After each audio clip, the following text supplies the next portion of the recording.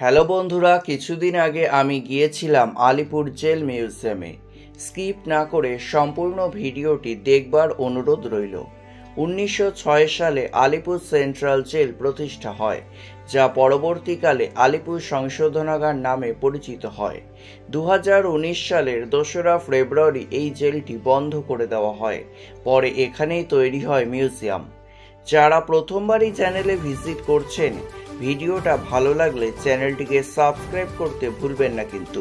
লাল রঙের বাড়িতে ঢুকলে বাংলার বীর সংগ্রামী তথা দেশের স্বাধীনতার কথা মনে পড়ে যাবে। নেতাজি সুভাষচন্দ্র বসু, পণ্ডিত জওহরলাল নেহরু এবং আরো বহু বিপ্লবী আলিপুর সেন্ট্রাল জেলের যে কক্ষগুলিতে বন্দী ছিলেন, সেই কক্ষগুলি আলাদা করে সংরক্ষিত করে রাখা হয়েছে। সাধারণ মানুষ সেই কক্ষগুলি দেখতে পারবেন, জানতে পারবেন তাদের জীবন যাপনের কথা। বিভিন্ন স্থাপত্য, ভাস্কর্য, তথ্যের মাধ্যমে সাজিয়ে তোলা হয়েছে গোটা মিউজিয়ামটি। স্বাধীনতা সংগ্রামীদের এখানে কিভাবে রাখা হতো, কারাবাসে তাদের জীবন কেমন ছিল, সে সবই দেখতে পারবেন উৎসুক মানুষ। এইবার আমি প্রবেশ করলাম বিপ্লবী জওহরলাল নেহরুর কক্ষে।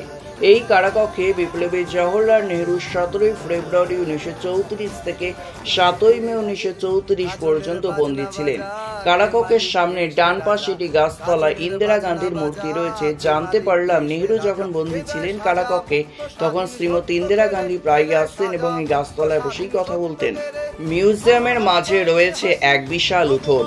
সেই উঠোনের মাঝে আছে ওয়াচ টাওয়ার।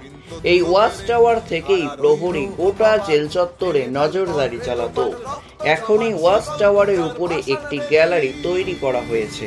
চলে আসলাম আরো একটা বিল্ডিং এ। এই বিল্ডিংটা হলো গোটা মিউজিয়ামে একমাত্র বিল্ডিং যেখানে কোনো রকম রিপেয়ারিং করা হয়নি।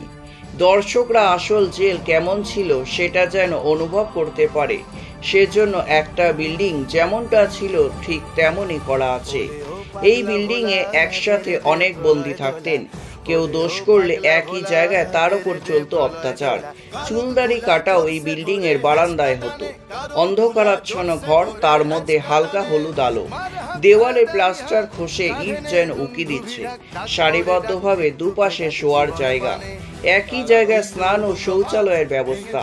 ভাবলেও অবাক লাগে, নিজের স্বাধীনতার অধিকার দাবি করার জন্য কত বিপ্লবীকে এখানে জীবন কাটাতে হয়েছিল।